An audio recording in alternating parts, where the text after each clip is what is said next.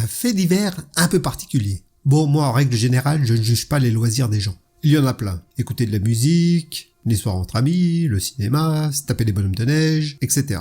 La liste est très longue. Moi, c'est écrire des conneries. J'adore faire ça. Par contre, je ne juge pas. Mais tout de même. Il y a un type qui s'est fait gauler, un berruyer de 52 ans. Je ne sais pas si je prononce bien, mais bon, c'est un habitant de Bourges, quoi. Qui, pour se changer les idées, son loisir était de rentrer dans les voitures qu'il trouvait belles, et surtout ouvertes, des voitures de femmes en règle générale. Il est rentré dans la voiture, et il s'empalait sur le pommeau du levier de vitesse.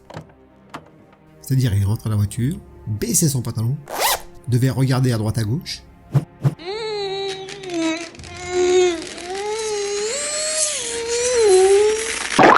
D'un autre côté, le mec devait être quand même bien détendu, parce qu'un pommeau de vitesse c'est quand même assez gros.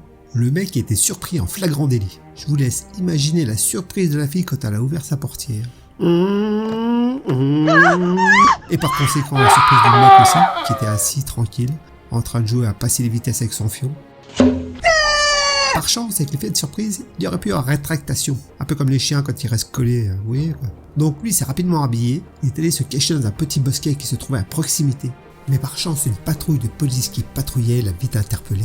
Les habitants du coin ont dû être ravis de savoir que les parkings de Carrefour et du Conseil Général étaient le terrain de loisirs du mec.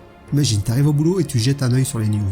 Premier réflexe légitime, tu te sens la main j'imagine, et tu te demandes si t'as enlevé de vitesse sans le fion ou pas. Et après, il y a des souvenirs qui doivent remonter, des fois où tu t'es dit « Putain, mais ça pue dans cette bagnole, qu'est-ce que c'est encore ?» Et toi, comme un con, t'as acheté un sapin magique. Bon, après, j'imagine que dans un second temps, tu dois courir te laver les mains. Et l'empaleur, lui, va passer un petit examen psychiatrique.